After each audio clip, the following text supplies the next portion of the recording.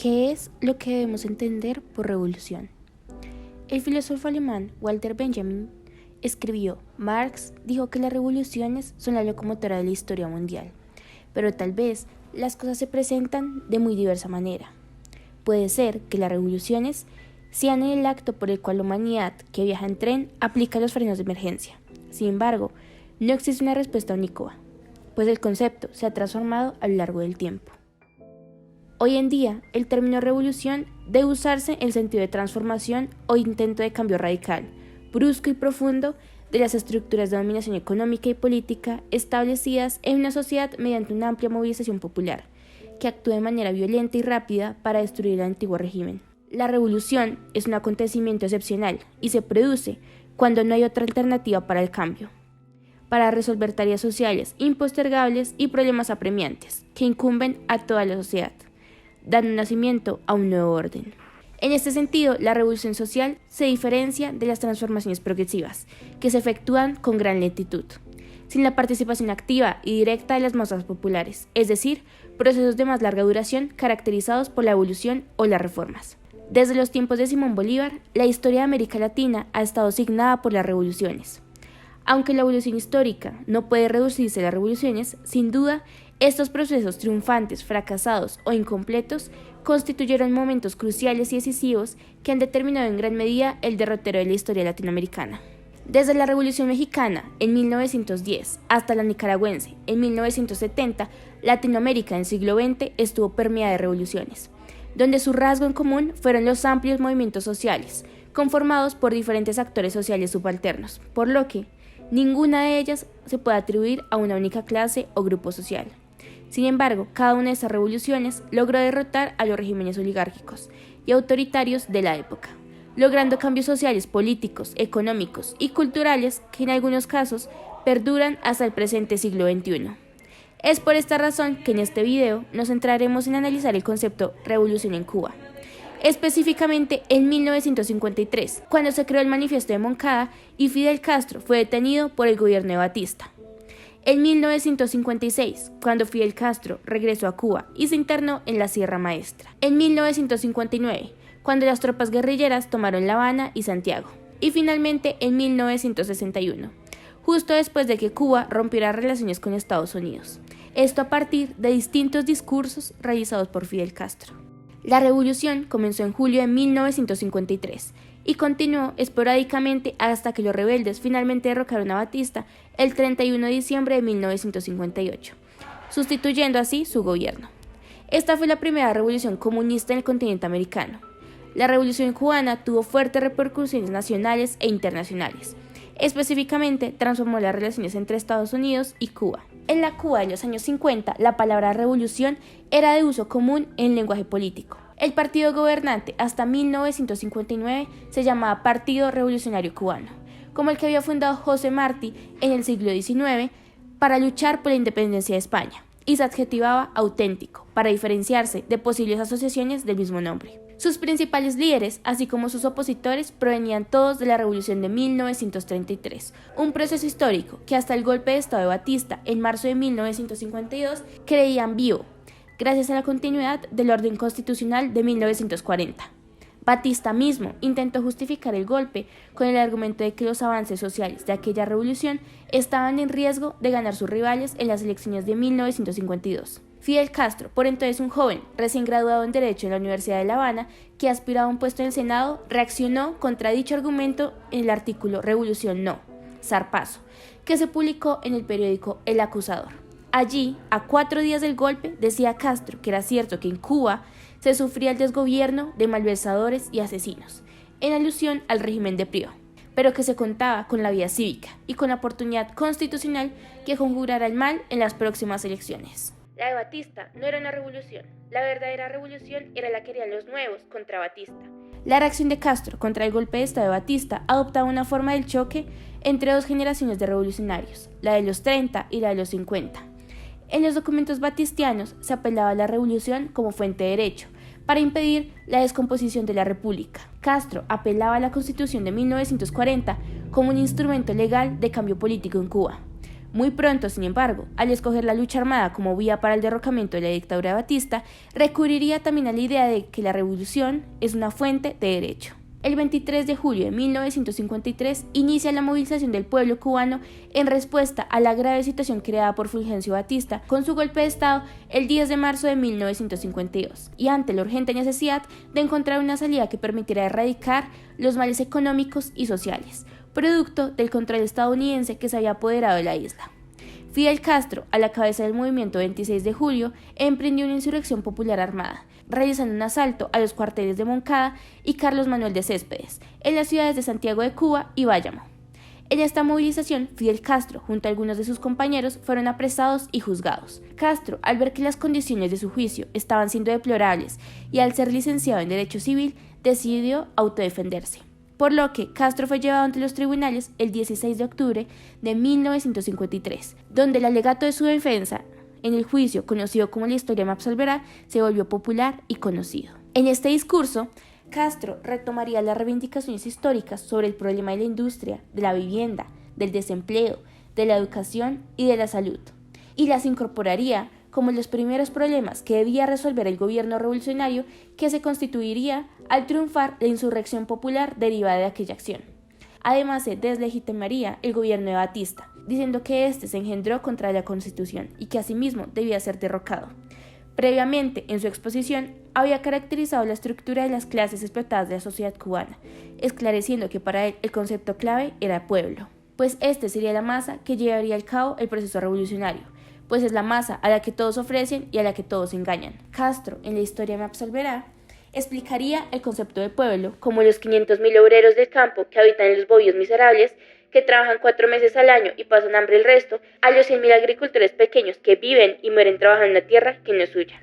En ese discurso, Castro afirma que la revolución debe ser vista como fuente de derecho y que esta misma iba a ser el medio que utilizaría el pueblo para poder llegar a la libertad de Cuba.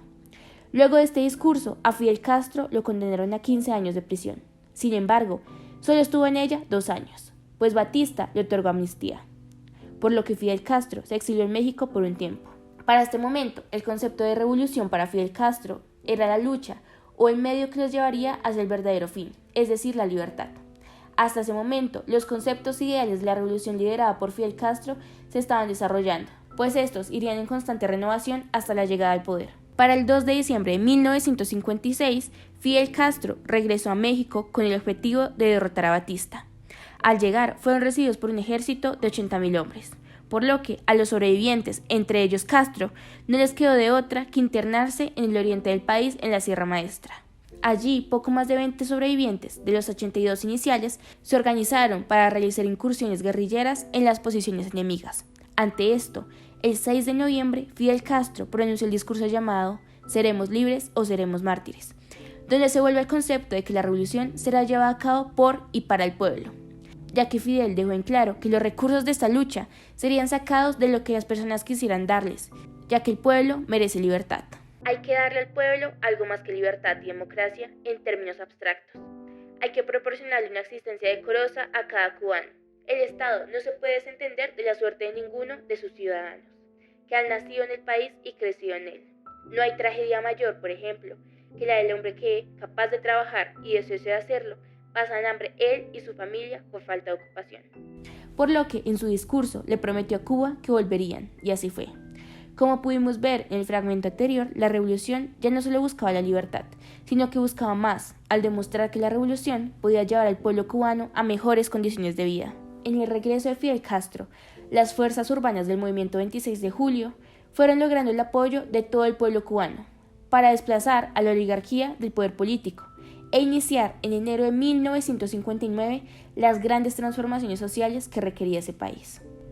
El 1 de enero de 1959, las tropas guerrilleras tomaron La Habana y Santiago, instaurando un gobierno provisional en manos de Manuel Urrutia Lleó como presidente y con Fidel Castro como comandante del ejército.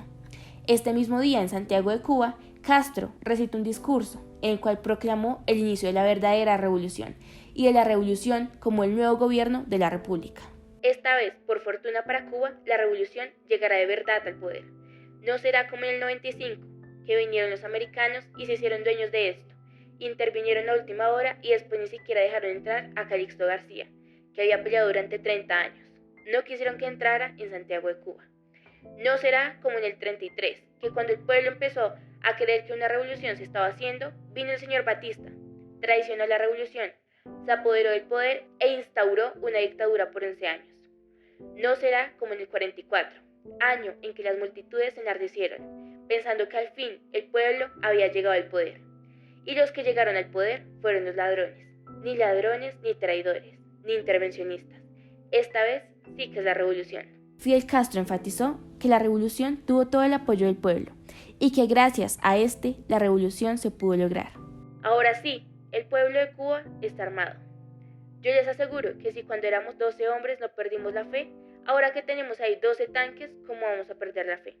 De manera que puede afirmarse que Fidel Castro siempre entendió que el triunfo de la revolución dependía del apoyo que recibiría el pueblo, de las tácticas militares y de la solidaridad internacional. Desde ese momento, el concepto de revolución dejó de ser un medio, ya que la revolución se convirtió en el fin, pues se convirtió en el gobierno que liberó al pueblo cubano de la dictadura batistiana y que ahora les daría las mejores condiciones de vida al pueblo cubano. Desde los primeros meses posteriores al triunfo de la revolución, aquel concepto supraclasista y republicano comenzó a ser resignificado por los máximos dirigentes del gobierno revolucionario, especialmente por Fidel Castro, cuyos discursos diarios y prolongados se convirtieron muy pronto en la principal fuente del lenguaje político del poder. A partir de enero de 1959, la revolución, además de una insurrección contra la dictadura batistiana, comenzó a ser gobierno. A medida que las decisiones de este gobierno afectaban intereses domésticos o internacionales, especialmente los Estados Unidos, y la isla se internaba en la lógica binaria de la Guerra Fría, se fue produciendo un desplazamiento del republicanismo al socialismo, en la ideología nacionalista cubana. En poco más de 2 años, aquella revolución no era la del pueblo multiclasista, como el descrito en La historia me absolverá y en los programas del Movimiento 26 de Julio y el Directorio Revolucionario, sino que se convirtió en una revolución de los humildes, por los humildes y para los humildes, autodefinida ideológicamente como marxista-leninista. Una revolución que era además un estado naciente en el Caribe de la Guerra Fría, aliado de la Unión Soviética, cuyas hazañas eran abiertamente defendidas por el máximo liderazgo del país. Para 1961, Cuba rompió las relaciones con Estados Unidos y para abril, la potencia mundial financió una misión con el objetivo de que alrededor de 1.500 exiliados cubanos retomaran el poder en Cuba. Esta se conoció como la invasión de Bahía de Cochinos, la cual culminó en una estrepitosa derrota. Esto selló la enemistad entre los dos gobiernos y propició el embargo estadounidense sobre Cuba, que pasó a depender directamente de la ayuda de la Unión Soviética, donde el concepto de revolución pasó a tener un carácter socialista, aunque para 1961 ya se estaban dejando entrever los problemas que tenía la revolución. Para ese entonces, Fidel Castro la definía como un movimiento que aún tenía mucho por dar. Nosotros creemos que la revolución tiene todavía muchas batallas que librar, y nosotros creemos que nuestro primer pensamiento y nuestra primera preocupación debe ser qué hacemos para que la revolución salga victoriosa. Lo primero es la revolución misma, y después, entonces, preocuparnos por las demás cuestiones. Sin embargo, asimismo, el pueblo seguía siendo el aspecto fundamental de la revolución. El pueblo en su sentido real, es decir, esa mayoría del pueblo que ha tenido que vivir en la explotación y en el olvido más cruel. Nuestra preocupación crucial siempre serán las grandes mayorías del pueblo, es decir, las clases oprimidas y explotadas del pueblo. Donde cada cosa se hacía por y para ese pueblo, por lo que se justificaba a sí mismo que la revolución debía seguir existiendo. Dentro de la revolución todo, contra la revolución nada. Pues a pesar de que la revolución triunfara en 1959, como se dijo anteriormente, la revolución misma fue la que empezó a gobernar, por lo que asimismo esta aún seguía existiendo para 1961. Aunque claramente con muchas transformaciones de forma y fondo.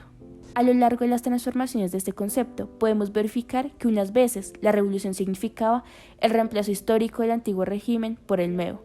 La revolución ha puesto las cosas en su lugar. Otras veces significaba el pueblo. En el espíritu heroico de nuestro pueblo está nuestra mayor fuerza. Otras, el Estado. Tenemos que ser permanentemente revolucionarios. Tenemos que ser revolucionarios dentro de la revolución. Líderes marxistas como Carlos Rafael Rodríguez y Ernesto Che Guevara, a pesar de sus profundas diferencias sobre política, economía y el campo socialista de Europa del Este, coincidían en que la revolución cubana, durante el periodo insurreccional contra la dictadura de Fulgencio Batista, había gravitado, desde su pluralidad de movimientos y corrientes políticas, hacia una ideología nacionalista revolucionaria, no marxista-leninista o comunista. La idea de una transición al socialismo durante 1960, manejada por ambos, implicaba una distinción entre dos fases de una misma revolución, o entre dos revoluciones, la que triunfó en enero de 1959 y la que triunfó en abril de 1961, cuando se declara el carácter socialista. Finalmente, el 1 de mayo del año 2000, Fidel Castro Ruz dio a conocer el concepto de revolución en la Plaza José Martí, definición que resume la historia pasada, presente y sobre todo futura de la nación cubana. Revolución es sentido del momento histórico, es cambiar todo lo que debe ser cambiado, es igualdad y libertad plena, es ser tratado y tratar a los demás como seres humanos, es emanciparnos por nosotros mismos y con nuestros propios esfuerzos, es desafiar poderosas fuerzas dominantes dentro y fuera del ámbito social y nacional. Es defender valores en los que se crea el precio de cualquier sacrificio. Es modestia, es interés, altruismo, solidaridad y heroísmo. Es luchar con audacia e inteligencia. Y asimismo realismo. Es no mentir jamás ni violar principios éticos. Es convicción profunda de que no existe fuerza en el mundo capaz de aplastar la fuerza de la verdad y las ideas. Revolución es unidad. Es independencia, es luchar por nuestros sueños de justicia para Cuba y para el mundo, que es la base de nuestro patriotismo, nuestro socialismo